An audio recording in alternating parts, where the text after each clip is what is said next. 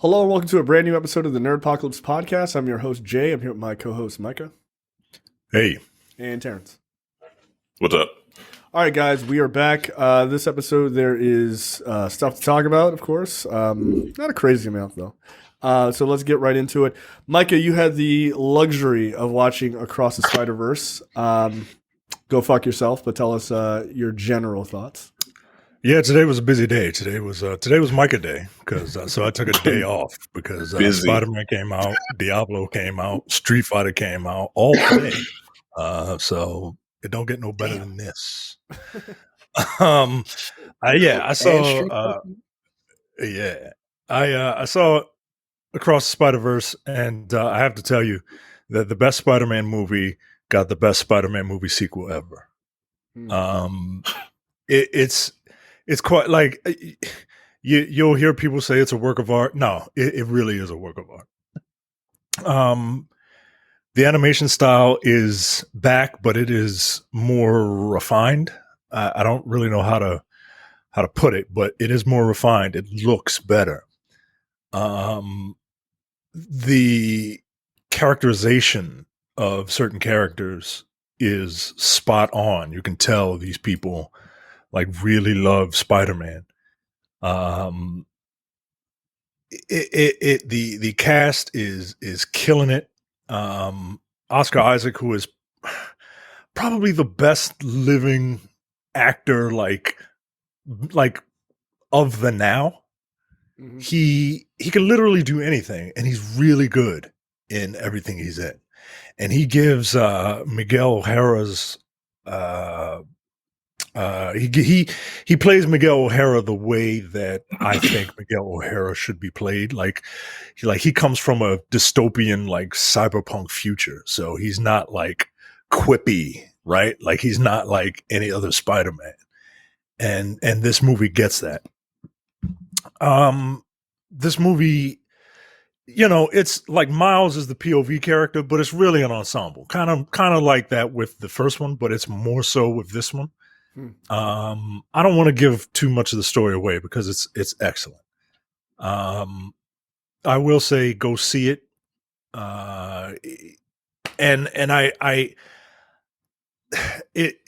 There's so many different spots. Like there's a lot of like Leonardo DiCaprio meme moments, right? Yeah. Like you'll be doing that throughout the movie, especially in the second act when you see all the different spiders. And all the different cameos. And if you are a big Spider-Man media fan, you're going to recognize, you know, like there's Spider-Man Unlimited. There's this Spider-Man. There's that Spider-Man.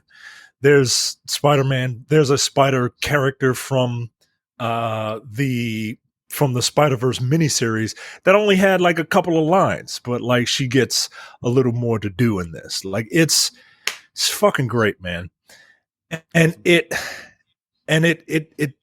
it leads me to this question. I don't know what is up with the studio and how they can create the best and worst Spider-Man related media ever. Like these two movies are the two best Spider-Man movies, and they also have all of the shitty ones. Why can't they do this in live action? You know why can't they do this in live action? Because they don't hire the same people to do live action. And they clearly let Lord and Miller do whatever the fuck they wanted. They never do that in live action because Avi Arad wants to have his hand in that shit. That's why. That's why when there's I need to put it on the docket. They're teasing that they might do a live action Miles movie now. Sony is. And people are like, hey, that's fine with me. Is it? Are you sure? I don't trust them. No, I don't trust them. No fucking way, dude. They will fuck it up. They stick to animation. They will fuck it up. No way. I gotta tell you, man, this is a really, really long movie. Like there's a lot of story here. It's 140 minutes. Wow. Okay. That's surprising. For a cartoon. Long. Yes. But I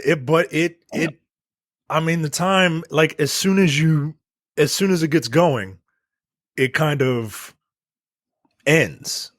But look, man, seeing all those different animation styles clash with one another is great, right? Like you have your main characters and they all kind of look the same, but then they go to where Spider-Man India is, and then the background is way different, and it's juxtaposed by Miles and Gwen being there. Then Spider-Punk comes in, and Spider-Punk is drawn in a completely different style, like a pastiche, like it's like old school, like 2000 AD, like comic style. Like it's wild, man. It's beautiful. And look, I'm a little biased, right? Like Spider-Man, like it's my favorite character and all that. But I got to tell you, man, I'm so incredibly impressed with this series of films. It really pisses me off that they can't translate this to live action. And maybe not necessarily this, right? Because this is a lot, right? There's a lot going on here. Yeah, yes, that's a bit hard to do, I imagine. This particular story requires animation for it to work, right?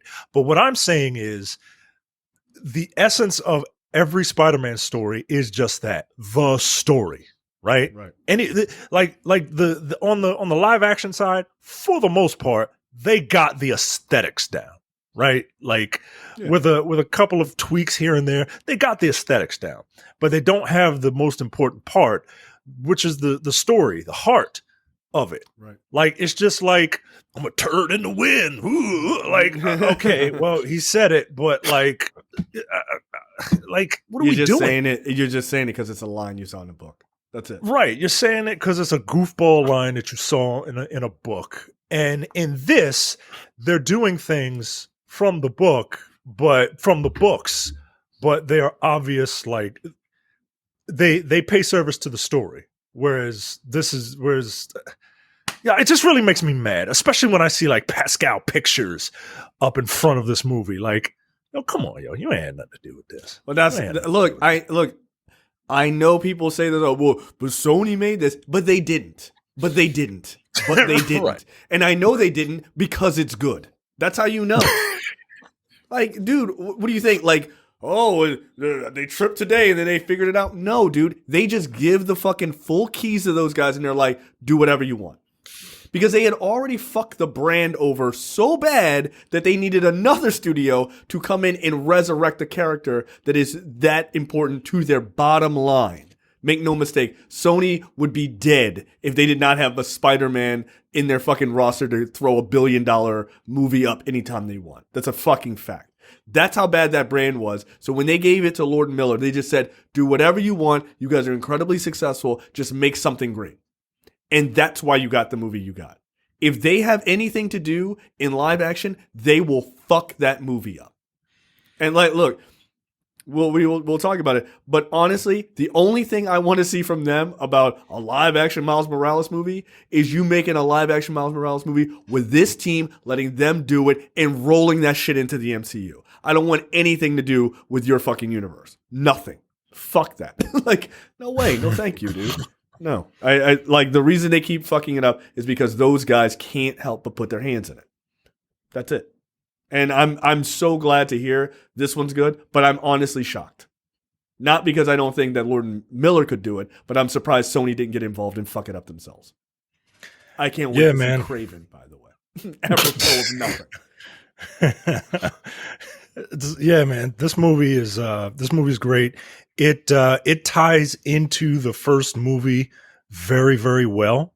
That's awesome. And it the Spot is a villain that, like, typically, like, the Spot is like kind of a silly, jokey character. Like, there's a couple of other silly, jokey characters that make cameos in it, but like the Spot at least has cool powers. You will respect the Spot at the end of this thing. Like it sounds ridiculous. What a wild thing to say out loud in public. But yeah, man, I can't. Like I'm probably gonna see it again. It's pretty fucking great. Yeah, I'm dying to see it. It is really funny. I did see a quick blurb today that Tom Holland said that Into the Spider-Verse is the best Spider-Man movie. It is, man. Like, and that's not just me being like, pro black, blackity black, love rooting for everybody black. Like, nah, yo, it is fantastic. Actually the best Spider-Man movie. Right. I try not to compare, animation with live action because there is massive differences in what you can and cannot do. But yes, if you are looking across all of them just as Spider-Man movies, no, it's not even a question. It's not a question. Come on. It's not even close. And it's because he's black. Anyway, moving on. I have not watched the finale of Ted Lasso. I've seen everything up to that. You guys have both watched the finale. Do you want to give your non-spoiler thoughts, at least? Yeah, I thought it ended the way it was supposed to end. I enjoyed it. It was some of it was a little corny, but like that's been the series the entire time, right? Yeah, it's like a lot of it is super fucking corny, but all these characters are endearing. You just love to watch people be fucking happy because life sucks. That's really that should be the subtitle for the entire show. Life sucks, right? And it talks about like healing, right? Trauma, healing from that trauma, just everyday life shit, just in a wacky way with a wacky character that is always just like looking after everybody else but himself, Yeah. Yeah, I loved it. I actually really loved it. There have been some differing opinions on whether the finale was good or not. But if you actually pay attention to things, it ended the way it was supposed to end. I enjoyed it. I really love this fucking series, honestly. I have my theory as to the way I think it will end. I am going to write that down. I'm going to message it to you guys before I watch it, and I'm going to see if it matches up. We'll do a little Kreskin the Magician type of thing. But look, so far this last season, I thought it's been really great. I saw someone say they thought this season was kind of all over the place a little bit. I didn't think so. I mean, it felt like they were creating threads and wrapping them because they knew it was the end of the series, right? And there's like, these are characters like that we've sort of lightly touched on that maybe we need to dig into a little bit more, like the one player who came out to the team and stuff like that, which I thought was important. And it was like a great moment where as they're all kind of getting closer and closer and closer to each other, these issues of like, hey man, I thought we were really close, but I actually didn't know this aspect about you. I thought was interesting. Like you see, Danny Rojas, who's this like happy-go-lucky character, but then when it's time to play against Van Damme in the international game, he's a fucking asshole, right? Like, so you get to see these different aspects of these characters that you have only kind of seen as one-dimensional, which I thought was pretty interesting and fun. And I think my favorite part so far of this entire season is the Trent Krim moment where he's like, in case you haven't figured out what this entire series is about, allow me to spell it out for you. Like, oh, the imperceptible moments where you guys are all becoming closer and closer and it's all going to work out. Like, that's the whole point of the show. And I felt like if you needed him to say that, like, you're really bad at subtext. But a lot of people are really bad at subtext, so I'm a little happy that they did do it. So people go, oh, okay, I got it. And even that is wrapped up at the end, like with Trent Krim, because there's something about like it's in that last episode, but like he finishes his book. Yeah, of course. Yeah, no, I'd actually like that character too. Like when his role at the Independent ended, I was like, oh, they've got to come up with a way to bring him back because he was a great character. And I like that Roy only refers to the person who replaced him as new Trent Krim, which is fucking hilarious. I mean, he could have called him Black Trent. That'd have been Black Trent. But that show's great, man. It really is, and it was a real bright spot for TV. And I'm glad, as corny as it was, and as like wholesome and cheesy as it is, people liked it. Like, you know what I mean? Like, because you do need shit like that, especially during the pandemic and everything else, and everybody feels so disconnected and stuff like that. It's nice that people latched onto a show like that. I think that's why the show really took off in that first season, because it came out during the pandemic and everyone was down. And here's this, almost saccharine, sweet type of show. And I kind of agree with the person who said season 3 had a lot going on. It had a lot going on. Especially like introducing things and then wrapping them up. Sure. But I don't necessarily. But I think they did it right. Like one could argue, what's the point of introducing that if you're going to immediately like wrap it up? But these things are about character, and I get that you want to give people. You want to make your characters as 3-dimensional as possible, even if you kind of didn't, even though these characters have been here, through 3 years, you had plenty of time to do it, but you didn't. You waited to the last minute. So I get that. It's not my favorite season, but I am satisfied with it. I really like season 2. Yeah, my season 2 is my favorite season, actually. Oh, like you said, this season had a lot going on, but like it was a little iffy in the beginning. I will say that, but these last 3 episodes were fucking excellent. I love these last 3. I fucking teared up like shit in that. Second to last. Yeah, I'm like, fuck yourself, bro. I was like, Jesus Christ. I'm just stop talking to your mother like that. And it's kind of refreshing to see this like character who is just like has salubrious masculinity. You know what I mean? Like the opposite of toxic masculinity, where he's. It's not a word I've ever heard, but go ahead. It's a word. I looked it up. Yeah, no, I know. This nigga learned a 10-cent word today. He was like, man. I looked at that word at the day calendar. I'm like, I'm gonna work this shit in. Natural conversation. I'm gonna take my big ham fist and shove this word right into this conversation. Right. It's like, I go back and watch the video when you say it. Terrence and I face like, okay. I was just like, I wasn't gonna say anything. I was like, I just context clue my way into figuring out what the fuck you're talking about.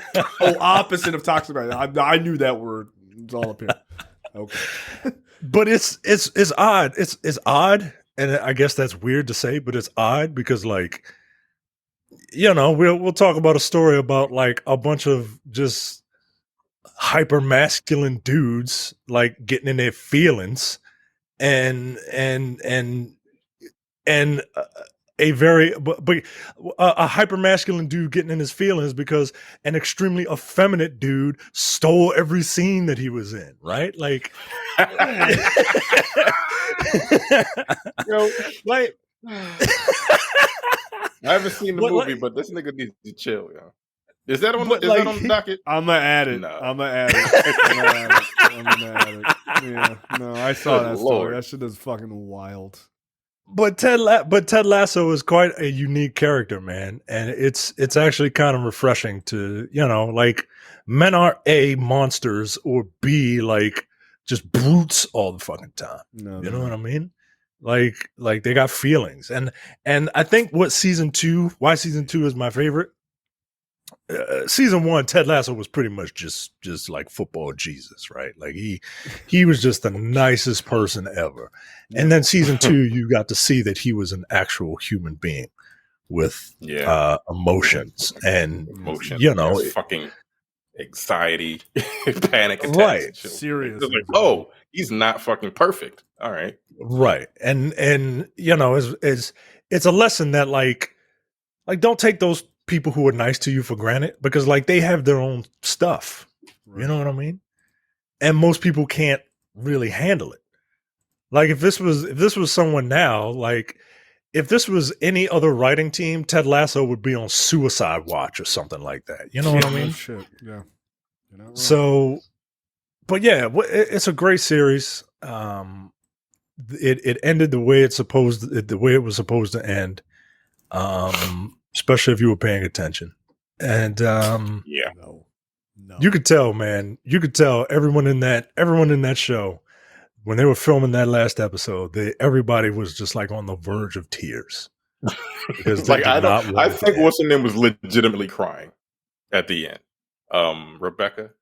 She was probably like honestly, like for real crying. It's like, I think she was crying in a couple of scenes.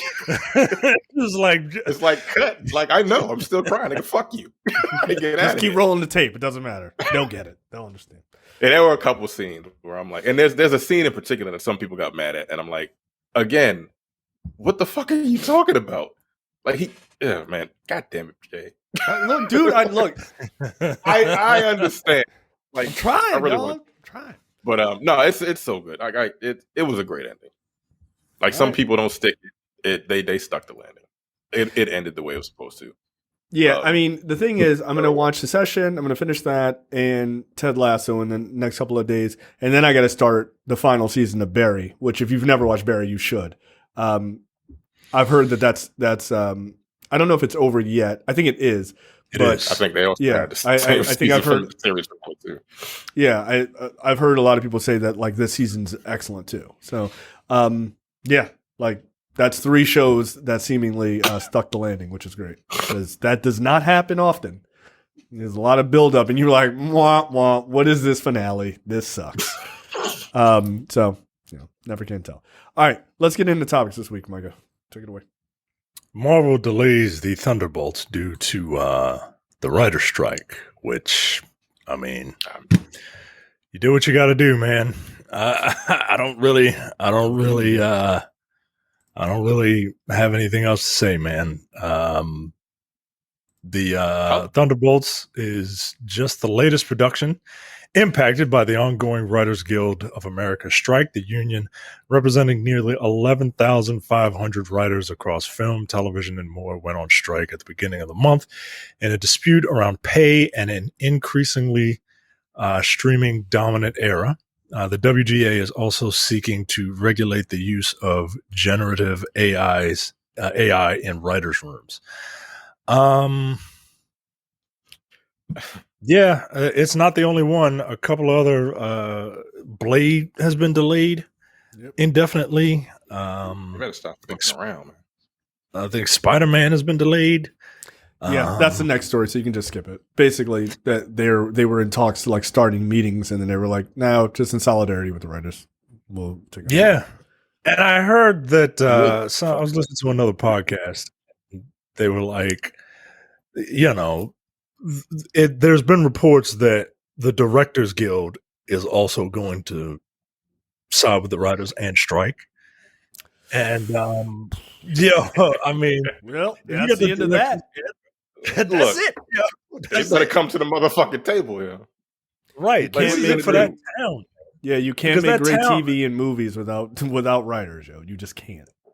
AI is not going to do that for you. And no director is gonna. And if the director is going to strike, they're not even gonna entertain the idea of directing some, Chat GPT movie or whatever. Right? Like, nah, man. And look, if that industry shuts down, Los Angeles shuts down. Okay. Yeah. Like that is those are a couple of powerful unions, man. Which is why unions work. And yeah, man, you gotta. I was wondering, is the porn industry suffering in this? Like, I don't know if any porn stars have their SAG card.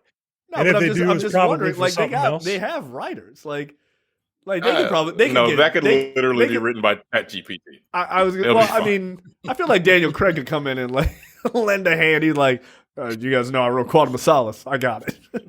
They were like, nah, we need a better writer. Get the fuck out of here, Daniel. Pizza Man shows up, scene begins. Very good, very good. Pizza Man shows up. I hope they do. Penis in the pizza. Like, what the fuck? Like, that's the whole point of the scene is to have the penis in the pizza. What the fuck? What are you doing? We ain't creating art. Yeah, they are not. No, look, I hope the directors do side with the writers. I think that's awesome.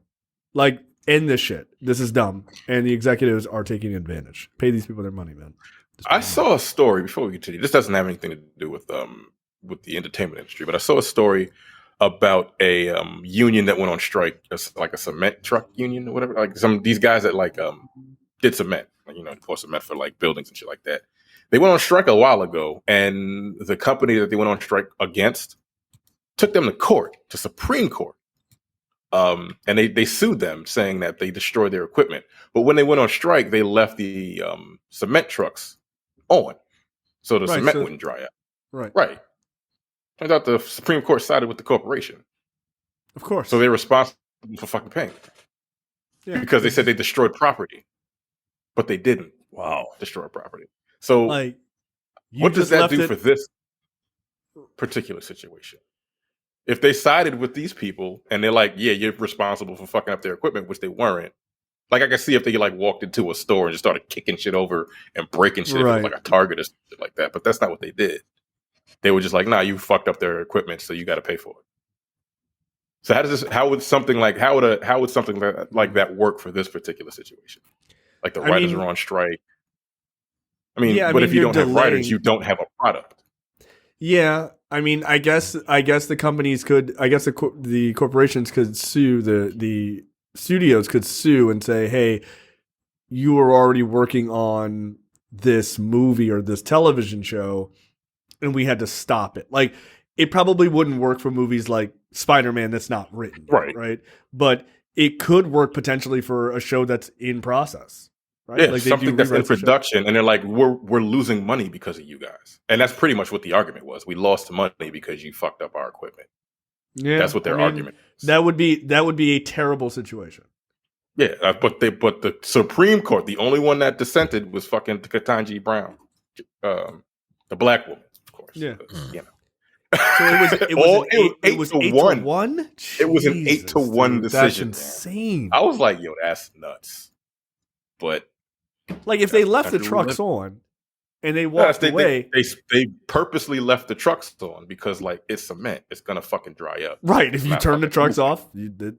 So they parked the trucks, got out the trucks, and just walked the fuck off. They were like, nah, fuck that. You're not paying us enough. And then now they're responsible for paying this fucking corporation. Jesus. Yeah. So I'm like, how would that translate to this situation if you had shit in production and like the production had to shut down and you had a deadline for shit that you were writing, people were writing stuff for, producers, directors. Now you're just losing money. Like, yeah. It just kind of opened a fucking Pandora's box with that shit. Yeah. Well, the Supreme Court is very corporate. Corporate friendly, which is a fucking real problem. No, actually that makes for another good point, right? Like, if you did that, like, yeah, those cement truck guys are going to get fucked and they're going to have to pay that money. And it's, I'm sure, tons of money that they don't have. Like millions of dollars. Right. If you did that in Hollywood, though, not only would they, let's say they had to pay the money back, however monetarily you would figure that out, right? But then you lose those writers as talent, right? Like, driving a truck, not trying to be an asshole about it, but driving a truck, you can find more people to drive a truck, right? Like, that's not, like, if you lost, let's say it's like 5,000 drivers, probably not even that many, but let's say it's 5,000 drivers, you can find and train people to drive cement trucks. That's not an untrainable skill. But writing is an art, right? Like, not anybody can just write a fucking movie or a television show and do rewrites in like real time and shit like that. If you lost 5,000 Hollywood writers who are working on projects, these aren't people trying to pitch something, but clearly people good enough to work on major projects, you would lose serious fucking talent in that industry. I feel like the movie studios would dare not do that, because then like, we want to break you so you niggas will take less money. We ain't trying to lose y'all like forever. Like, we still need somebody to make Jungle Cruise 7, right? So, I mean, I'm sure that's probably being written now, but yeah, I think that would be the biggest difference, is they wouldn't want to permanently lose that talent. Because if somebody got sued, they'd be like, all right, cool, I'm just never going to write again. I guess I'll just have to go do something else or go write books or something. So I don't know, but that's a good point. That's a terrible bit of. It's a fucked up precedent, that they set up. Though. It's really wild. Yeah. Also, like, it's a messed up precedent. Let's say movie studios do it, right? Like, that gives the opening for all of the other services that are barnacles to the movie system. Yeah, like craft services and movie theaters. right. Hey, Theaters, dude, they like, love to get they love to get fucking in on that shit. You know how much popcorn Yeah, we would have man. been selling for Thunderbolts? I want my money. right. Yeah. Like that's a dangerous precedent, man. Yeah, this country is in a fucking tailspin. You love saying that, don't you? You You got love it. And guess what? Guess what? June 21st, I'm gonna be a little bit louder. Poolside. Oh shit! All right, next up. Dwayne Johnson and Universal Pictures have announced today that The Rock is rejoining Fast and Furious franchise, which should really be a surprise to no one after that. Okay. However, before reuniting with Vin Diesel and the Fast family in 2025's Fast X Part 2, which is a stupid name, Johnson will headline his own Luke Hobbs spinoff film. This is probably the 3-parter that Vin Diesel was talking about, but he's kind of donkey brained. Oh, so I see what you're saying. Okay. Right. So The Rock is quoted as saying the next Fast and Furious film, you'll see the legendary lawman. Yo, like it. God, Why it hurt, yo. Like, Yo, he can't the keep first it one he easy, was in. yo. He can't keep it easy, yo. He can't keep it easy. you will see the legendary lawman in what will be the Hobbs movie that will serve as a fresh new chapter and set up for Fast X Part 2. All right, look, I have a problem with this statement, and normally I wouldn't like be this pedantic, but like this dude made a living talking, right? Like he made a living talking extemporaneously to crowds of people, so he should be able to get. So this movie is going to set up the events of Fast X Part 2. No, Fast X Part 1 set up the events of Fast X Part 2. Like, I don't understand. Like, just say you're doing an in-betweequel. Just say you're doing a spinoff. I would love for you to say that you're not doing it, because I don't need a Hobbs movie. I need Hobbs to be in it. I don't need a Hobbs movie. Okay, I don't mind Hobbs being in it. I don't want a Hobbs movie. Look. First off, let me just step in here. As I look, if you're watching some video, yes, I am doing my best Luke Hobbs cosplay. That is correct. Jesus Christ. Man, that makes it even worse. By the way, as I say that out loud, it really does make it worse. I don't need this. I would rather. I don't want this. Like, his statement is very weird. Like, if you actually read all of his tweet, like, it's just so fucking obnoxious. Last summer, Vin and I put all the past behind us. We'll lead the brotherhood and resolve and blah blah blah. Shut the fuck up, dude. It's not brotherhood. You had a bunch of shitty movies that didn't do well, and now you're looking for a win. That's all you're doing. We'll lead with brotherhood and resolve. Yo, you're playing pretend, guys. You're playing pretend. I don't mean to be like a dick about it, but like, come on, yo. Like, it's just not, yo, you're not going into battle. You're standing in front of a green screen. Like, it's not like, I get it, yo. I Remember get that it. time? Like, this faux passion really annoys the shit out of me, man. Like, just say you like doing movies. Like, it's not like, just be cool, just be chill, man. Just be chill. Like, hey, not man, I'm just happy to be has back in the fucking franchise. Epic. Right. Oh, I'm looking forward to being back in the franchise. Me and Vin, we patched things up. We cool now. I'm looking forward to being back in the franchise. I'm franchise Viagra. I will lead the brotherhood of street racing agents. What? Like, yo, Again, I just like to point out, everything I've ever said about this dude in the last couple of years has been proven correct. It's been proven correct, dude. He's ridiculous. Dude, just make the fucking movie, man. Just calm down. Just make the movie. I'm going to see like it. You're not making high art. You're making low art. It is quite literally the furthest thing from high art.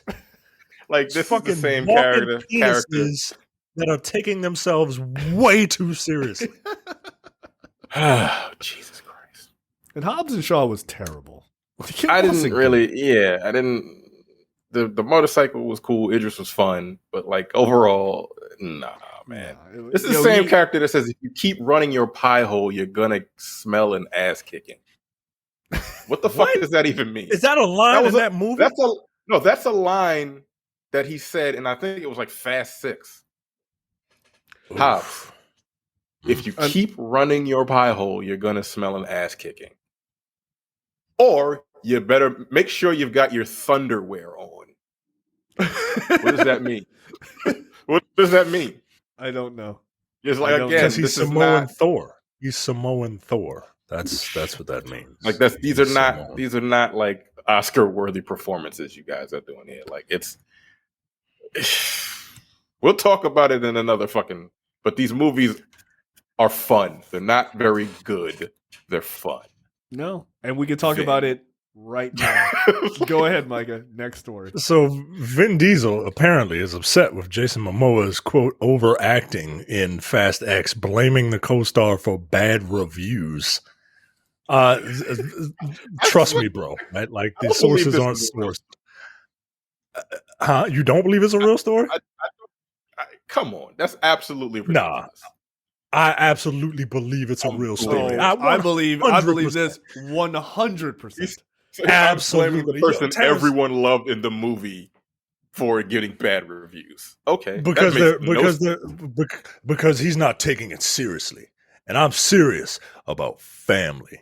I'm super serial, guys, about a Range Rover riding across a collapsing rope bridge up a cliff. I'm super serious about playing Rocket League with my Charger. All right, or having my brother do a rocket jump over a fucking barrier in traffic. Okay, this is in the movie. This is the dude. This is the dude that counts punches thrown against the Rock. Like that's why I believe that this is serious, man. Yeah. Like this is 100% true.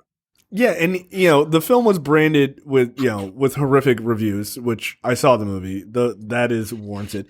It was branded with terms like convoluted, congested, and predictably ridiculous. None of those things had anything to do with Jason Momoa. Like, if he wasn't in the movie, you could apply all three of those statements to this movie 100%. No problem. No, I'm sorry. Jason Momoa was absolutely the best part of that entire movie. He was. He was having fun. He knew exactly what franchise he was in. And Vin Diesel was crying in that movie. And everyone is literally laughing in the theater, yo. Literally laughing in the theater. The woman next to me literally laughed. And it wasn't like, nah, yo, she was guffawing. It was a quiet guffaw. She couldn't take it. She couldn't take it. Like I never had a single problem with anything that Jason Momoa did in that movie. I was like, this is really silly. I'm having a really good time with it. Yeah, he was having fun. That's what you should do. Why are you taking this franchise seriously, dude? Your dead character popped out of the fucking ice, like out of the ice in a submarine wearing like Lululemon. Like, what the fuck are we talking about? Like, it's ridiculous. Yeah, he's like, I think that nigga's delusional. You know? Yes, the series is made of billions of dollars. Yeah, but don't pretend they're good. Yo, people love the fucking ridiculousness of these movies. Yeah, that's what people like. Like, you're not doing very good. It's like, look, I think Vin Diesel can be I think he's a pretty solid actor. He's been in other things that I've seen him in. That's pretty good. These movies are not that. They're not. No. And you would think by now. In 9. I don't see 10 yet. He was fucking terrible in 9. He was pretty terrible. He's been terrible in he's been terrible in all of them since 7, honestly. And I think reports are that he's been drinking, like he's kind of has a drinking problem since Paul Walker died. Since Paul Walker, which I get it. Yeah, I mean that's that was his best friend. He's not fucking working out. Like, what the fuck? This nigga has given up. So the fact that he thinks he can actually take on The Rock or whoever the fucking Jason Momoa. Ain't gonna beat Jason Momoa in a real fight. Nah. The fuck out of here. I mean, I think he ain't even 6 feet tall. Like, all right, let's relax on that. Look, like that's what I'm saying, yo. He tall enough. He tall enough. Like, right, he's like this big giant. Vin Diesel's not a giant, yo. No, he's not. Like, he's just like, I'm just big. Vin Diesel's inner nerd is really showing.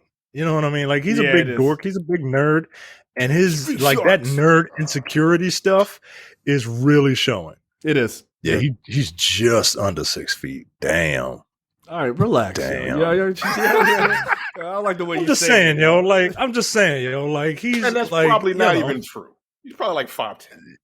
Yeah, right, it's probably again, the way y'all say this is like there's a lot of derision in your voice. Like, relax. No, I'm only saying it because of him because he like bills himself as this fucking giant. He's not. He stomped if you see on him top standing of a next to parking everybody garage else, and it broke. Like, did that not happen? We're pretending it was movie magic? Absolutely not. That really happened. Fuck out of it. It was a documentary. Knock it off. The streets always win. That's what he said. That was the to be fair, Jason Momoa said, "You know how you beat your dad in a street race? You take away the streets." What? Yo, who the fuck is writing this shit, yo? Is Vin writing it too? I don't know. But those movies are fucking nuts. But look, you can't be mad at Jason Momoa, yo. Like, he was. You can't fun. be mad at him being. You can't be mad because he knew what movie he was doing. Like, you can't be mad that the nigga fucking outshined you. Yo, not only did he outshine you, he clearly just went back and watched the other 10 movies and was like, yeah, these are dumb. Okay, I got it. You know what's funny? He was probably like, how the fuck did we go from here to here? You know what? Fuck it. This is what I'm gonna do. Yeah. You know what's really funny? Like, this will really put it in perspective for you. Vin Diesel thinks that these movies are so good. Like, Vin Diesel thinks that Helen Mirren wants to be in these movies because they're high art. You're right. Helen Mirren. yeah, not good. He was maybe because he gets all of these big stars, he has 4 Oscar winners in this fucking movie, guys. He thinks that these Oscar winners want to be in this movie because it's high art. Helen Mirren, Brie Larson, Larson, Charlize Theron, and I think Rita Moreno. Is she an Oscar? Yeah, Rita Moreno. Yeah, she's an Oscar. Rita Moreno. Yeah. That's so silly. That's why he's like, I've got Oscar winners in my movie. It's like, no, they just want to have fun and get a paycheck. They're just trying to have fun, yo. Yeah. They're just trying to have fun. And you should too. Like, just like, everybody else has outshone Vin Diesel in like the last 5 movies. Whenever someone like reviews the movies, everybody's like, yo, we love Tyrese Gibson. His fucking character's hilarious. Yeah. He's always like, he's really good. He ever does. He's fun in these fucking movies. Yes. Like, Vin Diesel's always just like brooding and like you can barely understand what the nigga's saying. It's ridiculous. Grumble, grumble, grumble. Family. I am family. What the fuck, yo? Yeah, I mean, his dialogue isn't much different than Guardians of the Galaxy as far as I'm concerned. It really is. It's pretty much the same. It's just silly. So for him to be mad if this is actually a real story, which I'm still 50-50 on. No, I'm all in. 100% believe it. Look, even if it's not true, it is for me. For my headcanon, it's true. And that's how the internet works. Yeah, that nigga has a fucking problem if it's just true. They got a real goddamn problem. He needs therapy. Yeah, he does. And you know who also needs therapy? Jason Momoa's character, because he's crazy. He said he said, I saw in an interview, Jason Momoa was like, the reason why I wore like lavender or purple was to piss my mom off because she hates that color. So he's like wearing purple like nail polish and shit like that. He said she can't stand it. So he was like, I just did this to piss my mom off, which is hilarious. Yeah, dude, there's a scene, it serves no purpose in that movie where he's like, just Micah, you know the scene. He's like getting out of a car and he just does this like really flamboyant leap for no reason. He's just getting out of the car like totally normal, and he's like, ah. Like it doesn't make any sense. It makes no sense whatsoever, and he just does it because his character is crazy. And you're like, you know what? That's fine, and you just accept it because he's just having fun. He's the only person in that movie who just totally realized this is exactly what I'm supposed to be doing. He's playing a psychopath who is about to murder a man and his nephew, a child, and he frolics to his car to do it. Like he's excited. It's so wild, man. It's so wild. Yeah, fucking love it, man. Fucking love it. Yeah, look. At this point, I just want this franchise to hurry up and be over. Like, yeah, I think I've hit the high mark. Yeah, like you got me, movie. You got me, right? Like I want to see how it ends because it's like if you see a car wreck, you just kind of want to make sure that the police get there, right? Like I'm waiting for the police to hurry up and come so that I can be on my way. And I'm just, yeah, man. I just want it to hurry up and be over with. And look, if they don't start Fast X Part 2 or whatever with last time on Fast and the Furious, like and see where do the friends die in the plane crash? They don't. They survive. All of They've done that before. They did that for Fast 7, didn't they? Previously on they Fast. did it. They did, yeah. Previously on Fast, they did do that. It's like a fucking TV show. Yeah. Oh my god. Maybe they can get ChatGPT to write this shit because, like, you clearly don't need writers for this fucking series. I mean, You they really haven't don't. been getting it. They haven't already. I wouldn't be surprised. You don't need much. You really don't. Next up, Sony, please don't do this. Please don't do this. Spider-Man producers, who I guess kept running their pie hole, tease a live-action Miles Morales movie and an animated Spider-Woman film. Quote, "It's all happening." So producer Amy Pascal says that Spider-Woman and a live-action Miles Morales movie are in the works. You'll see all of it. She told them on Tuesday. Spider-Man Across the Spider-Verse premiere during the Spider-Man Across the Spider-Verse premiere in Los Angeles. It's all happening sooner rather than later. Look, I don't know how you can just keep failing upward, but Amy Pascal and Avi Arad just keep doing it. These two massive fuck-ups, for some reason, are continued to be paid real money to make mostly bad things. I don't know, man. Like I said earlier, I do not trust them to make a live-action movie unless Marvel is involved. And I don't know why you would want to. What are you putting Miles Morales into that shit universe that you have? Like, who is he fighting? Venom? Kraven? For fuck's sake, please don't. Because you're going to fuck this character up royally. So I would rather they not do this. So would this be the same Miles that is in these animated movies? Or would this be something different, right? Like, multiverse is established, right? We got it. Right. But would this be a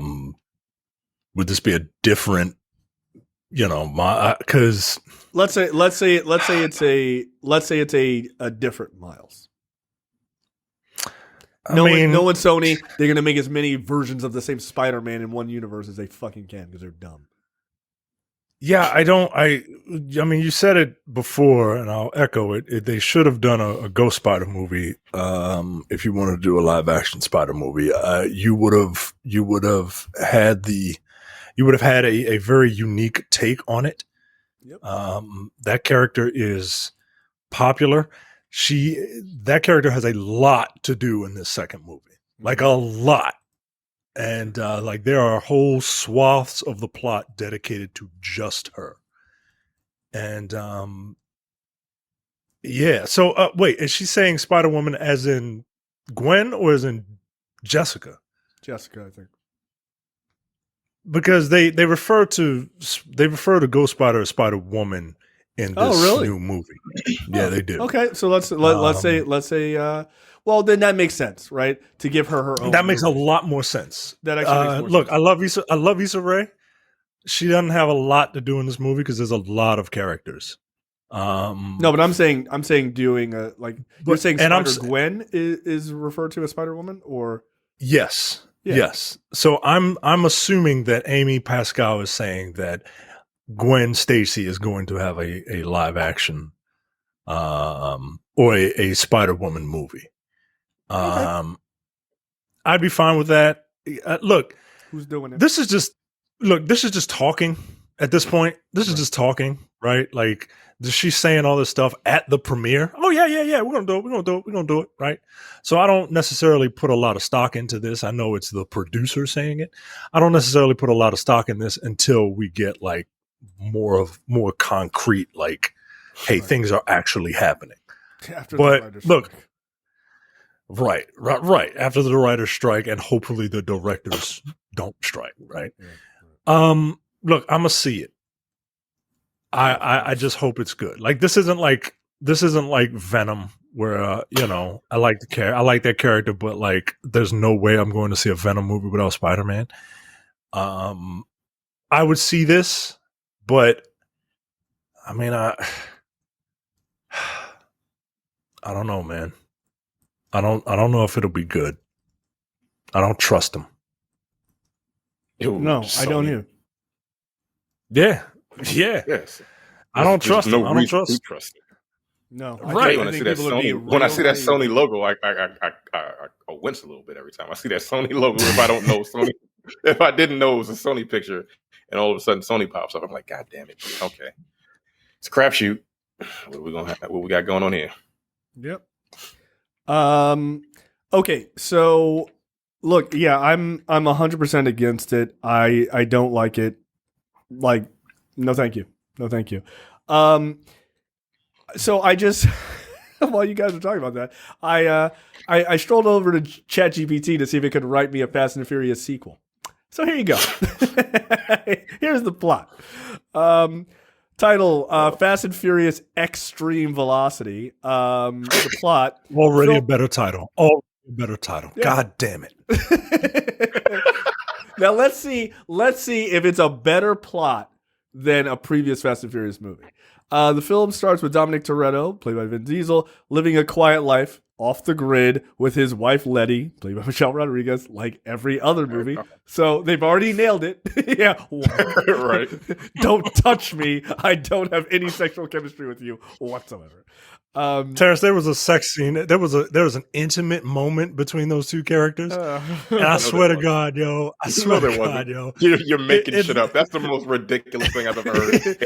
It was like Vin Diesel was trying to like palm a basketball. Like, he didn't know what to do, yo. Like, it was weird, yo. It was weird. I was skeeved out by it. Imagine us being closer family. Like, like, their chemistry in this series, even when they're like on like the red carpet and shit like that, they're like brother and sister. That's gross. Yeah, that's exactly weird, what it was like. It was like incest porn.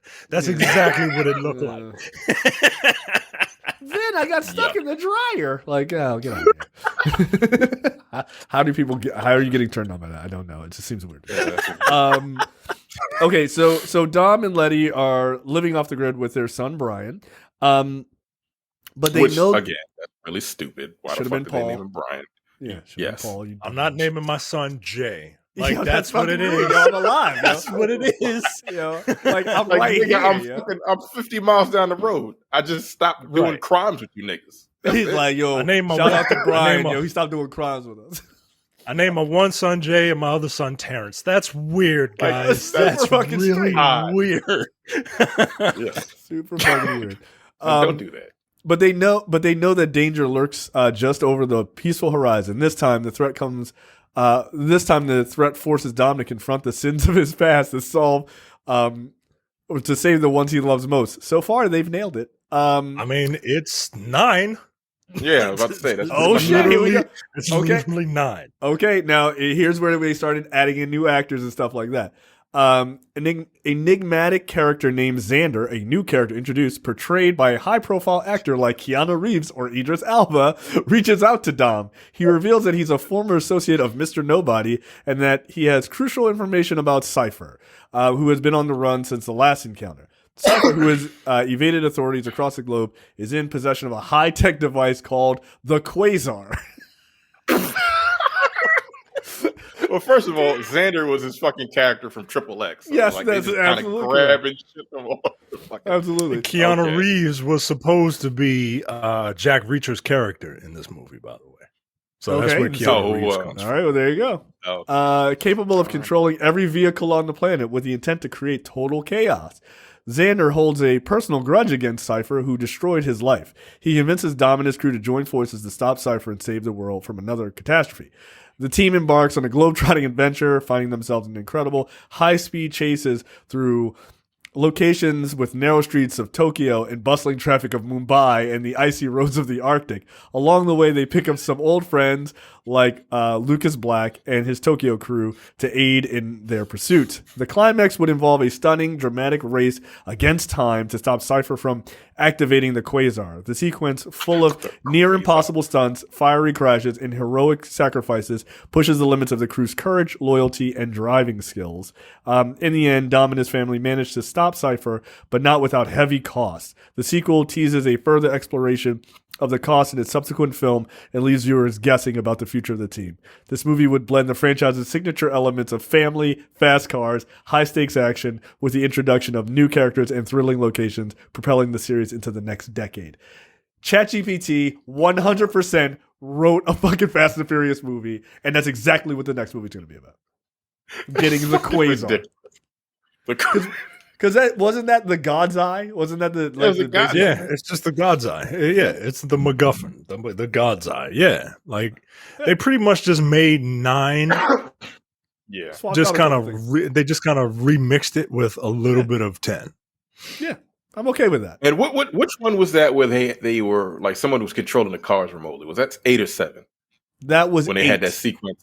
No, that was 8. So that had to be 8.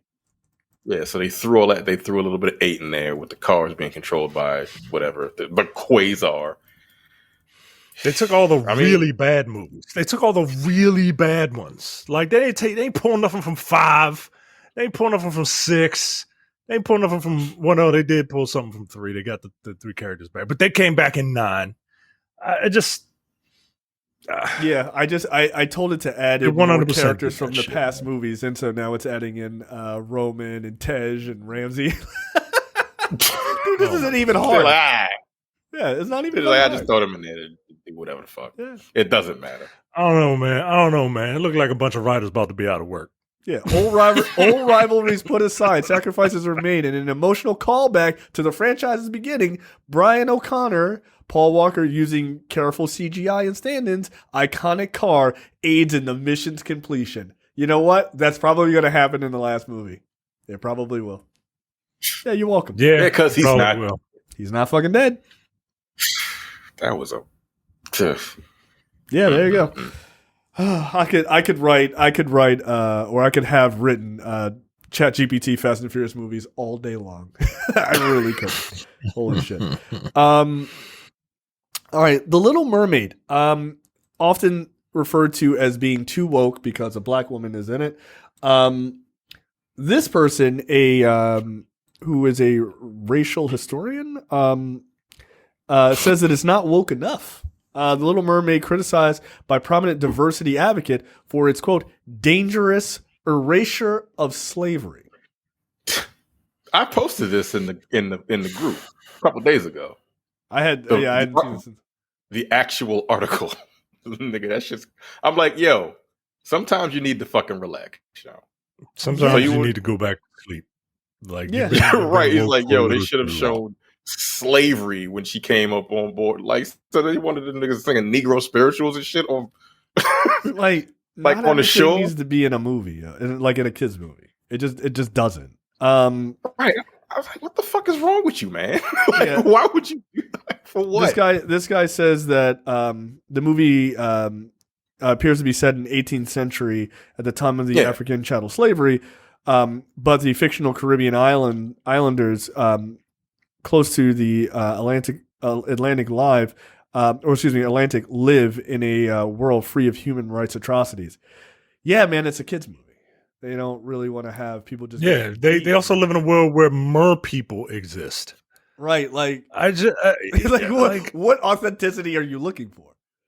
Like, remember when mermaids tried to save slaves back in the 18th century? No, we don't remember that. That's not real. Remember when all the ancestors jumped from the boats and murdered themselves or killed themselves because they'd rather die than live in bondage. And then you remember when the mer people came and gave them residency in the ocean and taught them how to breathe underwater like that stupid bird in the new movie. Remember that?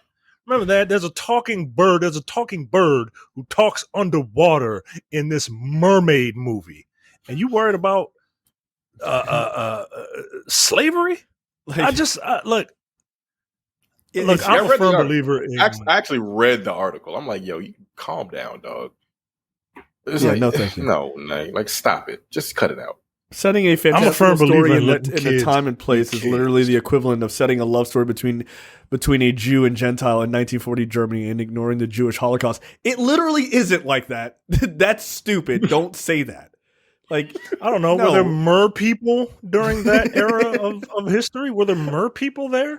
And was there a sea witch singing about poor unfortunate souls? Like, not everything. Like not everything has to be 12 years a slave, yo. Like, stuff like that is important because, like, that's the only way that we get our history now is from movies, and that's really sad. That's really sad. But like, I'm a firm believer in letting kids be kids, man. Yeah, we got all their life to we got all their life to fuck them up and all that. But like, yo, just let them do what I did and get into their 40s before they start hating white people. I mean, like, it's just they don't have to wait that long. They don't have to wait that long. You really don't. I mean, right. I got you beat by 20 years, Mike, you know. You can get to the game a little bit earlier than that. Yeah. No, I mean, look, some of us don't hate. Look, some of us don't hate white people. Just we're joking. Okay, we're joking. Some of us don't. We're joking. Joking. Well, I said some. Yeah, I'll leave you, the listener, to guess who just kind of puts up with them and who hates them. Who hates them? A little from column A, a little from column B. Yeah, this is ridiculous. Like, look, man. I get it. You want to have your children understand some very serious topics, and so do I. I talk to my daughter about like what slavery is and stuff like that, but like, I don't need it to be in. Here's the thing, I love the Marvel movies, and they're owned by Disney. You know who I don't need teaching my child about slavery? Disney. I don't need that. I don't need it. I'll teach her. Right. Like, it's fine. She can learn in school. And if they put this in, people would have lost their fucking. They don't teach that in school. All right, well, fair enough. You gotta teach. Like, look, honestly, I don't even know why the fuck kids go to school anymore. Certain states, they don't learn nothing. Like, they don't. Florida, we're looking at you. Yeah, I'm looking directly at Florida. All you guys learn to do is have premarital sex without a condom. I saw Utah ban the Bible in some of their schools because some parents were like, the Bible has a lot. No, they use their own bullshit against these fucking psychopaths. They were like, the Bible has way too much sexual references in it, so you got to get this shit out of there. Oops. So they banned it. They banned it. They literally was like, okay, yeah, we got it. And some like Republican was pissed. It's like, well, turnabout's fair play. We just use your fucking rules, nigga. Right. Sorry. Yeah. What am I supposed to do when my kid? Yeah. What am I supposed to do when my kid comes home and says, "Daddy, what's issue?" Like, that's the biblical term for semen. That's what that is. I did not know that. Okay. Don't spill your issue on the ground. That's telling you not to beat it. Yeah. And then you'd be like, And you can only do that when you work at the Patent and Trademark Office. You can only do that when you're locked into a job that you absolutely hate, and the only way you can get the only way that will prevent you from murdering someone is to go in the bathroom and release your issue. That's disgusting. Stop saying that, please. It is. It is. I hate that place. That place is very disgusting. That's as bad as selling lion meat at a Safeway. Pretty horrible. Yeah. Loud and wrong. They sell lion meat, yo. Delete your account, yo. You're fucking laughing. Next up, X-Men 97 head writer departs Twitter following backlash over Sunspot whitewashing casting. Yes, this is an animated cartoon. No, I don't respect it. But Sunspot is going to be added to the team, and the person voicing him is a Brazilian man. However, he is not dark enough, as people wanted an Afro-Latino character or voice actor to voice Roberto da Costa, aka Sunspot, in the television show. I want to have the attitude of, this is fucking ridiculous. It is. It is, but I get it. But here's the thing. I don't. No, hold on. I get their argument, right? I get the argument of wanting people of color, to represent other people of color. I understand that. I am getting so tired of these type of fucking like insane arguments about everything that I'm letting you have this because I just cannot fight this shit anymore. It's so silly to me. Fine, you win. Who gives a fuck? Like, it's just so silly to me. I don't understand this at all. I guess if we take this to its logical point, a lot of young male characters are voiced by women because they can deliver lines at more naturally at a higher register than men. Are we supposed to say, hey, guess what, ladies, you're out of work now? It doesn't. No, because one of the beauties that's a benefit to a minority in their eyes. Right. That's the argument, basically. Okay. What if it's a black boy? What if it's a black boy? No, but I'm saying they don't see that as a negative because a woman is a minority, right? Like, I'm not saying that's accurate, like reasonable. I'm just saying that's a thought process. So, okay. So they're saying that the cartoon character is too light. No, that the cartoon character is dark. He's dark. But the voice actor isn't dark enough. By the way, the character is not dark skinned. When he is like I'm very curious about this because when the character is using his powers, his skin is black, like your shirt, right? Right, but they're not referring to him. Not. But when he's not, he looks like Oscar Isaac.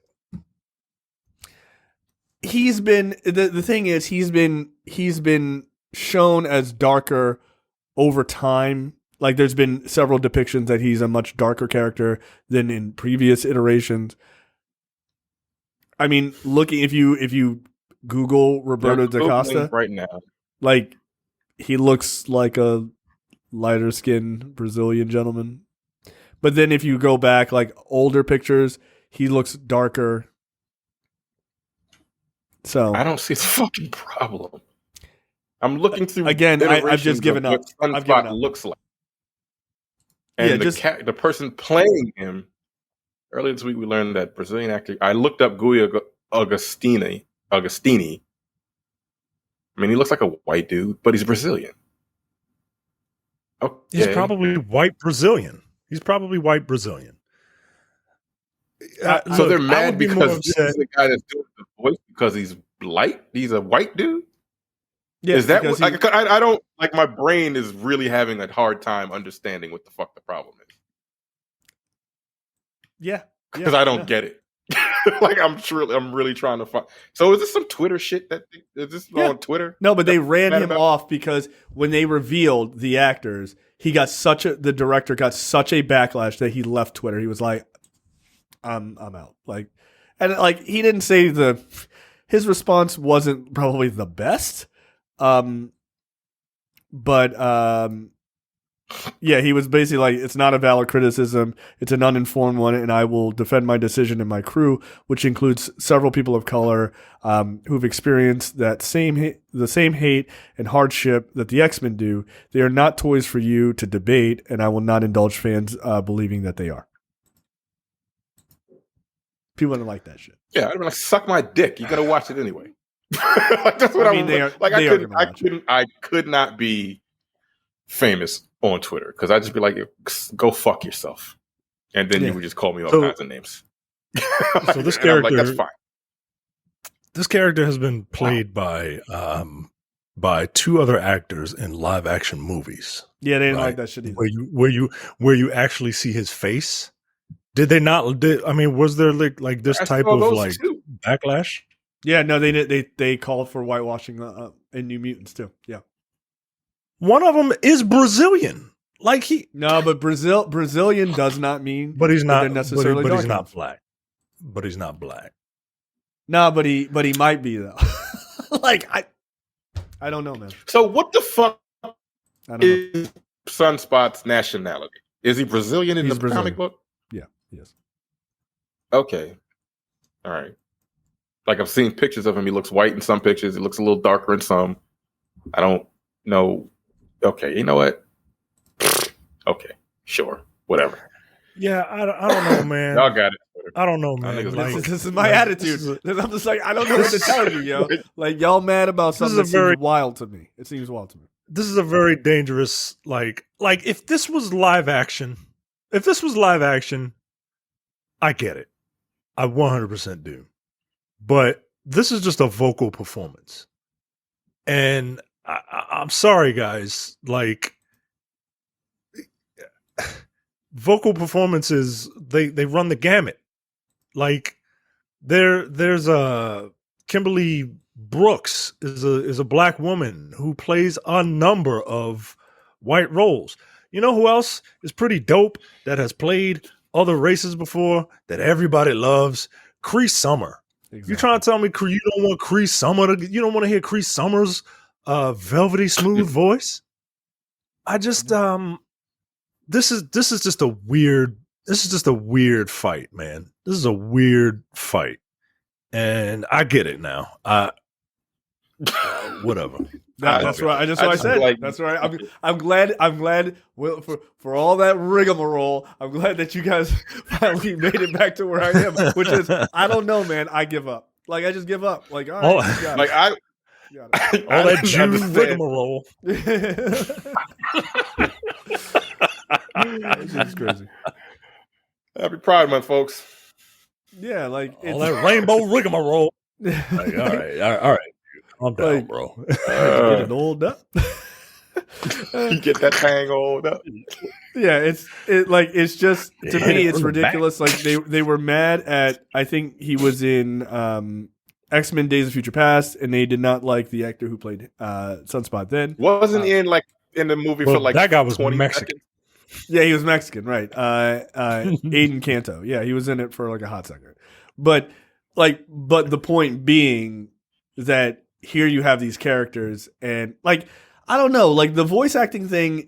Micah, you're absolutely right. Like when you make the point about it being female voice actors playing male roles, like it's real hard to be like that shouldn't exist.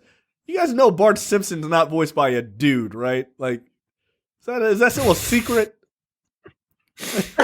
Yardley Smith. Yeah, Yardley Smith. No, that's no, she's Lisa. That's Lisa. She plays Lisa. Nancy Cartwright. Nancy Cartwright. Right. Nancy. How old is Nancy Cartwright now? Like in her 60s. 100. Yeah, Bart Simpson's. And look, man, and look. There's an issue, right? Like if this person was like throwing on an offensive accent, like the dude who played Apu, right? I would be 100% like, get this guy out of here, right? Like, you can't do it, right? Like, Right. I get it, like, but we live in different times now. Right. But yo, this is a Brazilian was guy 5 playing years a Brazilian guy. Right. Like, this is a Brazilian actor playing a Brazilian character in a cartoon. Right. All right. I don't. This isn't Iggy Yeah, Azalea I don't pretending know, to be a man. black woman rapping. Okay. Like, Right. This is fucking silly, man. it's pretty silly. Again, like I'm telling you, like Twitter is just to be mad about stuff. That's all it's there for. It is. That's all it's there for.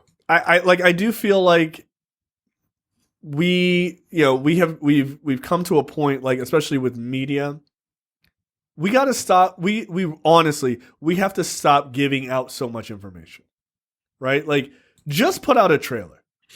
Stop going on there and here's images of the show and the actors. Nah, just put the shit out there day one when it comes out. Here you go. People will be too busy enjoying it to then go, hey, wait a minute, I've already watched 7 episodes. This guy isn't as dark as I'd like. Yeah, they don't give a fuck. I was Because thinking these same about that people shit complaining the will watch other the day. show. The same people they're gonna complaining will watch watch the anyway. show. Yeah. Like So- people, I don't like knowing everything when it comes to like entertainment. I don't like knowing everything. No, It's annoying at this point. it is. So sometimes I just try to stay away from shit. But I know JTD does that shit all the time. He'll like fucking not watch trailers and shit. Who does the next segment for us? But yeah, I just at this point like knowing everything, and then like Twitter and just social media, everyone just is there to fuck shit up, and I'm like, yo, Enjoy something. let people enjoy stuff. Yo, Jesus Christ, please. Like, can Why we do you just hate Also, everything? like where? How do you think? Like, how do you think these battles get chosen? Right? Like, Shamik Moore is not Afro-Latino. He voices No. Miles Morales in Yeah. Into the Spider-Verse, It's true. and nobody seems to have a problem with it. No. Because He's black. Just because he's black. That's it. It's because he's black. Because he got half of it. No, but look, I'm gonna be a dick. Allow me to throw my Lou Hobbs on, right? Like, All right, lawman, legendary lawman. legendary lawman. Legendary lawman. That was that became a character 10 years ago. Shut up, nigga. Remember that time I showed up in Fast 5? Legendary status. No, but the reality is, our community we are very sensitive about like shit that like how we are depicted, right? And we are very vocal about that stuff. And I have no problem with that. That's a good thing. The problem is we're not as discerning and hyper nuanced when we step on other people's toes. We're not, right? Miles Morales is a perfect example. Latin folks should be like, yo, why ain't he fucking at least Afro-Latino? Like, what the fuck? Why ain't he Gennaro Jarrell or whatever that dude's name? Right? Right? Like, right, yeah. That would make sense. Right. But because he's black, we just accept it as like, oh, close enough. No more conversation. But that's fucked up because this guy's Brazilian. Like, he's as halfway there as you get as Miles Morales is. But what's the difference, right? Is because we are very vocal about that. We run social media, like we push narratives and stuff like that. In a lot of ways, like 99% of the time, that's fine. But we're not very good about discerning when we step on other people's toes. We don't give a fuck.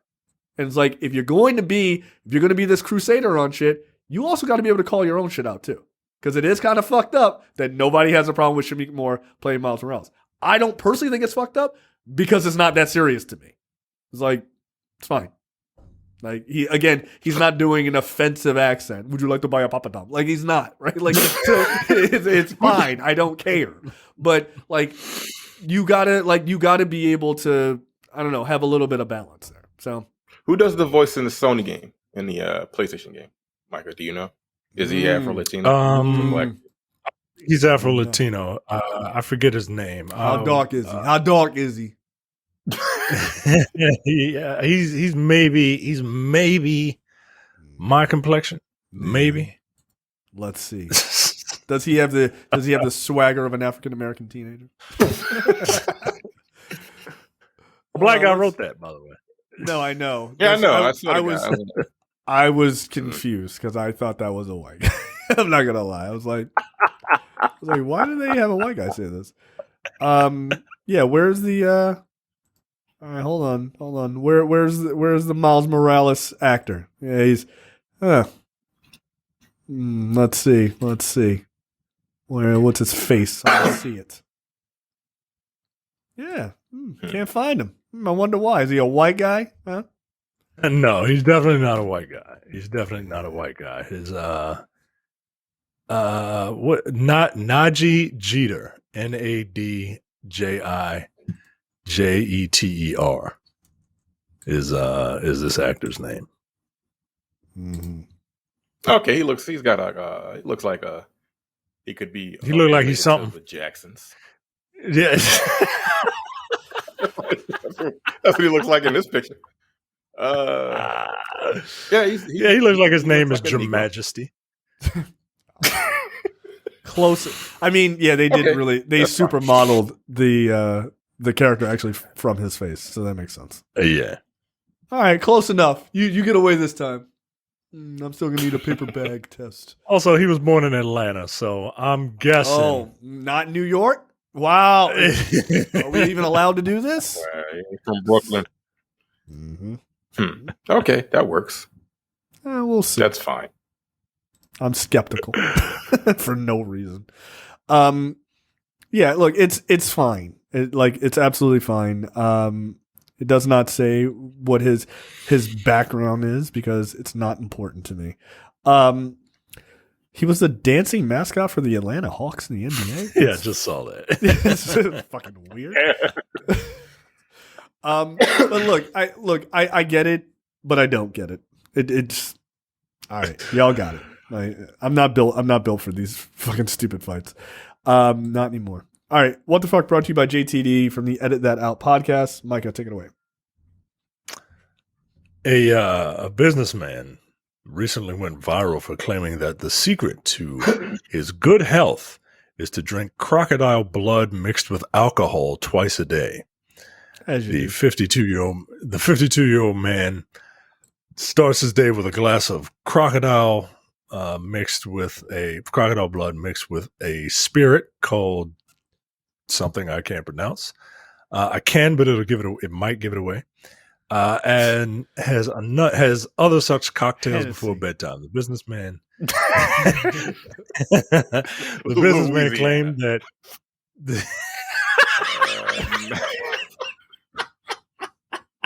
Well, you said you can't pronounce it, so I'm going.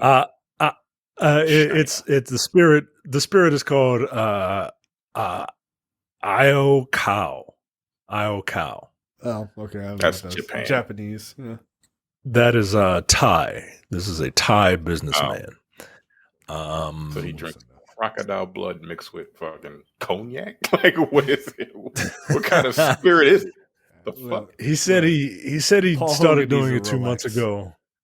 He said he started doing it 2 months ago after discovering a cocktail being sold by a 53-year-old man who was the owner of a crocodile farm. He says he has very little blood, like 1 or 2 glasses, so he mixes it with this stuff. How much do you think it is per glass? I don't know. Crocodile blood single with like single in US? digits. Yeah, in $6? US dollars. $6. You said it's Thai. Yes. So crocodile blood mixed with some Hypnotic. With a Thai iced tea, right? $2. $6 to $9 per glass. Yeah, all right. Because that's a reasonable. That's reasonable. I said $6. So whenever we get a food question, you drinking crocodile blood? Yes. Yeah, I try it. You a crocodile vampire? Yeah. No, I try it. Absolutely. What do they? Is it like clean? pasteurized? Yeah, right. Like I was about to say, you don't know what kind of hoe ass crocodile that is, man. You're just gonna drink some. You're just gonna drink. What if you get a loose crocodile, right? What if you get just a crocodile that's just, nigga. That's crazy. Some fucking crocodile that's just going raw in every other crocodile. Like, get out of here, man. You're taking that's your life in your fucking hand, man. absurd. Please don't say that ever again. Don't talk Crocodile to me jaw. for the rest of the day. Raw on the crocodile. Telling you, y'all should try it. I don't know if it'll work, but give it a It try. will not Going work. raw on a crocodile?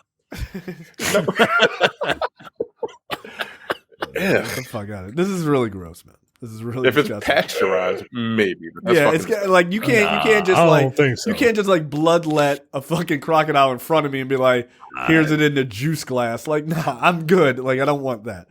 But Yeah, I think that's what he's doing. You know? I think he's just taking He's just crocodile killing organs, crocodiles? throwing them in a juicer, and squeezing out what's left. You know what I mean? nah, I'm good. I'm Mm-mm. good.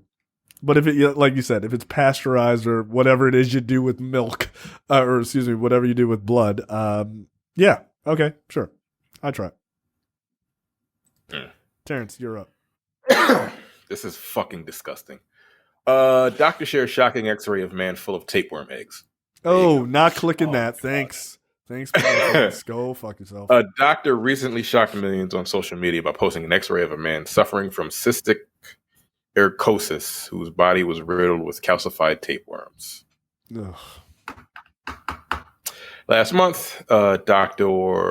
Vitor, a resident at a hospital in this place, posted an X-ray of a patient on Twitter to show as follows how bad a tapeworm infection could get. The doctor explained that the white spots visible all through this. Oh my God. Or calcified tapeworm. Yo, come on. No. Just put a bullet in my head, yo. I'm not doing this. Like, if you show that, nah. I'm You super said good. is the doctor's name is Vitor? Yeah. All right, so the instinct is Russian, right? But I don't know if Russia has the medical facilities to diagnose what tapeworms are. So I will say South America. I'll say like Brazil. I'm going as close to like kind of as close to Russia as you can, but like a civilized country, Poland. No, Michael's right. It's Brazil. Brazil. Okay. All right. All right. Brazil, yeah. This Can't is go there fucking now. awful. It's just an X-ray, but like, No, I don't need Yeah. to ever see that. it's nuts. Like, all of the, yo, that's crazy. How do you treat this? You don't. Last one, Bleach. It's fine. Shots Bullet. of dragon's blood in bleach. No, thank The you. doctor explained the white spots were visible through the midsection of his arms, calcified tapeworm following infection with a common intestinal parasite. Luckily, the patient, who had come in for a checkup following persistent cough, was in no danger from the eggs, as they were all calcified, unviable. Although the tapeworm eggs posed no threat to the man's health, I don't give a fuck how much of a no. If I've seen this shit in an X-ray, I'm gonna panic. Like, there's no way to get all of these out, yo. Nah. No. You have to see this picture, man. I Just don't. to see how insane. Did you look at it, Micah? Let me look at this. I'm getting ready to look at it right now. No. Like, it's not horrible, but like just what it is and how much of it is there. Yo, is they look like blood insanity. cells, yo. Like, No. it's It's just a No. lot, like- man. No. Look, here's the thing. I What the believe you. fuck? Like I truly believe you. I don't need to see it. I don't. Like it's not like you see. It's just.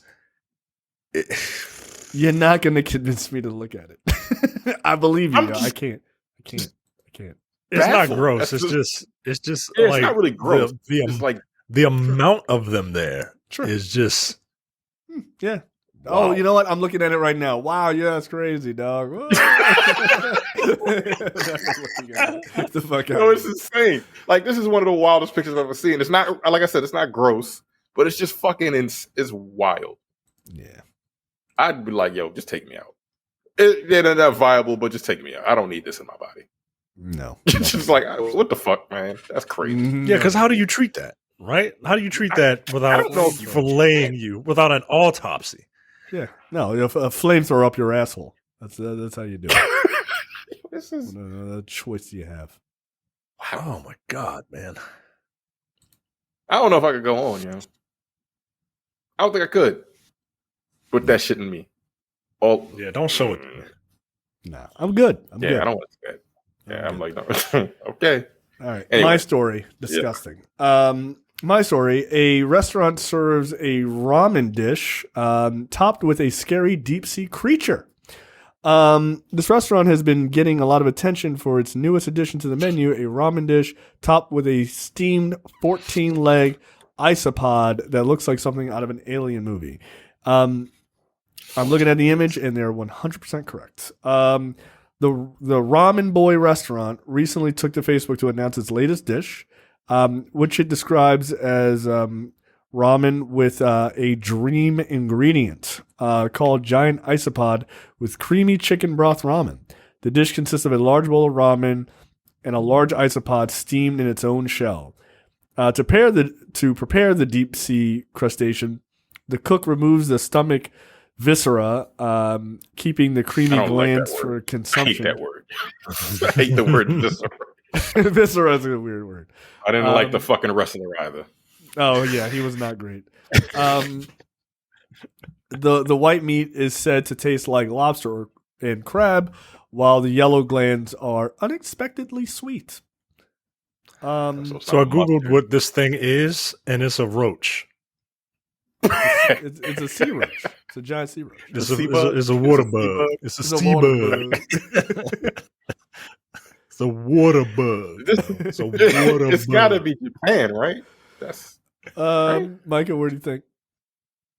Like anywhere else, I'll be Philadelphia, because they put roaches on it. Just fuck Philadelphia. I mean, it could be Maine, as far as I'm concerned. A lobster's not like a sea bug. It is Taiwan. Taiwan? Oh my god. Oh come on, man. What the fuck? I would kick that shit off my damn table. I'm not eating that. Nah, that's disgusting. Nah, yo. Nah. That's fucking gross. Nah.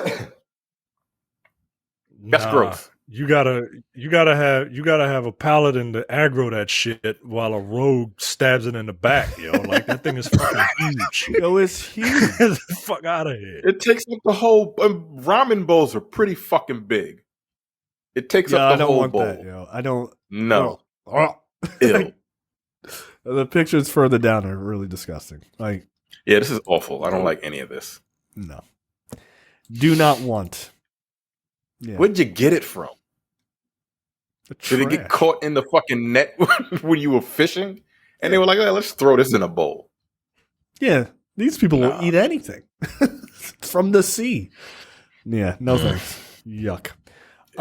Trailers this week. The first one is Hidden Strike. This is a real movie. This is directed by the nigga that directed fucking Fast and Furious, the first one. The very first movie? How the mighty have fallen. Yeah. Wow. He directed something else too. That was The Expendables 4, apparently. Yes, that's right.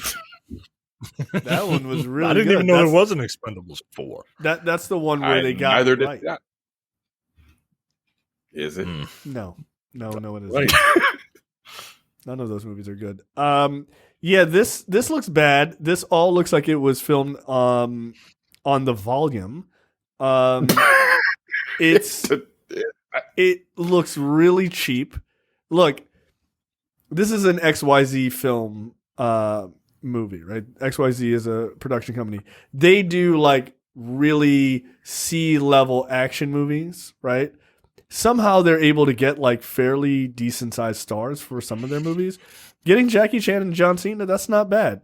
I feel like John Cena did this movie before he did like Peacemaker or something, right? And they're like just putting this out. That's what it feels like to me.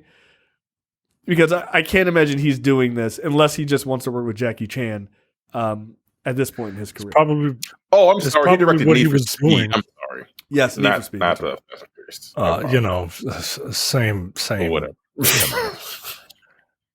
So John Cena for a very long time was in China filming action movies, so much to the point where he learned Mandarin. He learned to speak it pretty fluently. I guess this was the result of that. Yeah. I guess he didn't learn enough Mandarin to say no. which is what he learned enough Mandarin. He learned enough Mandarin to apologize to all of China when he said that Taiwan would be the first country to see the new Fast and Furious movie. And then he had to walk that shit back in their language. You go, show. Like, you just see it. I've never seen a big ass grown man grovel like that. Yeah, he was fucking doing more than a 5-knuckle shuffle. Please come see our movie. Let us release it. Look, this looks bad. Like, it's almost impressively bad. I thought it was a joke. Yeah, like, I can't believe this is a real trailer. What the fuck is happening right now? Yeah. So this looks bad. Everything about this, I'm gonna watch it, man. I'm not gonna watch. Yeah, it looks. No, I ain't watching this. I ain't watching. You let me know. It's gonna be on like give everything Peacock, right? It's gonna be on Peacock or something like that, right? Oh, this I is hope not it's gonna be in the only movie theaters, is it? I hope it's only in theaters. I hope it's only in theaters. Not yeah, and then when it's done being in theaters, they can just throw it away. Like this doesn't need to be on streaming anywhere. Like, it really doesn't. There's no way this is in theaters, right? Is it? I don't know. This can't be in theaters. This would be a waste of fucking money. Well, yeah, it is. I mean, it already looks like a waste of money, but like to put it in a movie, they've already spent the money. They've already. You know what else is coming out real soon? Fast X is hitting digital real soon, guys. Like I think next week. Next week? I'm trying to verify it. I mean, I think it hasn't been 45 days, right? No. According to Screen Rant, I don't know. What the fuck? a new Microsoft Store listing is saying that Fast X's digital release date will be June 9th. Universal has not confirmed this. So it's the 9th. It's the 9th. That's wow. Yo, that's crazy. It should have been out for like a week and a half, right? Like 2 weeks. It did not do well. Yikes. So, well, I mean, it did financially well, but like critically, it did not do well. I think it's already over $700 million or some shit like that. I love Vin Diesel. Wow. Hey, man, they gave it bad reviews. Really? Because of you. Yeah, because your fault. Because you're crying. What are you talking about? What the fuck? You're laughable acting. Yo, next Friday? Jesus Christ. You got some work to do, buddy. Can't wait to hear your opinion on it. Lord have mercy. Jesus Christ, it's not good. Next up, the trailer for Teenage Mutant Ninja Turtles Mutant Mayhem, aka This Is What Happens When Spider-Verse Does Real Well. This is a Nickelodeon movie. This looks really great, in my opinion. I like the animation style. It's somewhere between like sort of claymation almost, and sort of like flat drawing. It looks fun. This is done by Seth Rogen, and everybody voicing it looks like they're having a fun time, and it's all voiced by kids, which I appreciate. And I think it's the way to go. But yeah, I think this looks really fun. This is the first TMNT project that I've seen in a long time that I'm actually interested in. Yeah, this is cool. I like the way this looks. I'll check it out. Not in the theater, but I'm gonna check it out. Yeah. Michael, your thoughts? Yeah, I'll watch anything Ninja Turtle related. I don't know if I'll check this out in the theaters though. But yeah, I think it's dope. That I like that they're embracing the teenage part of the Teenage Mutant Ninja Turtles. I feel like that's something that everybody just kind of forgets about. Like, like they're children. Yeah. They like pizza. Jack Reacher was Raphael at one point.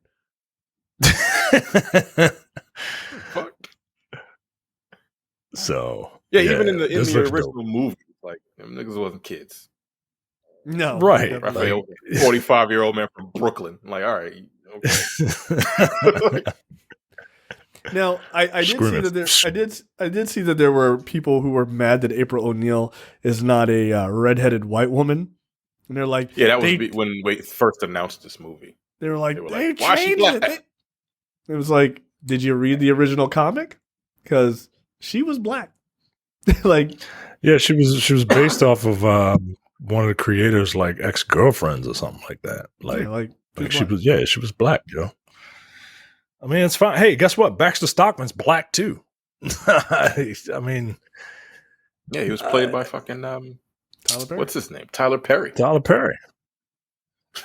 But people just remember, people remember the cartoon.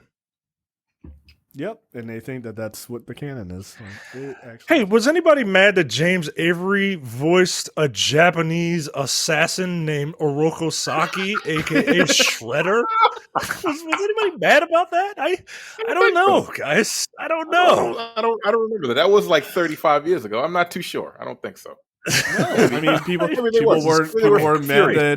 were mad that Cosby's dad on the Cosby Show played Panthro, so that was fine. He wasn't an actual cat man, so it was fine.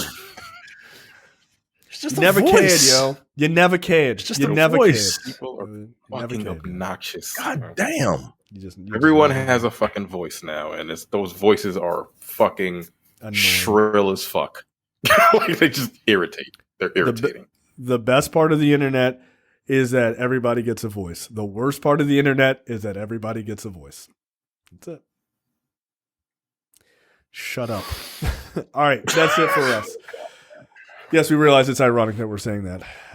Another Sideshow Bob moment. All right, that's it for us. We will see you guys next week.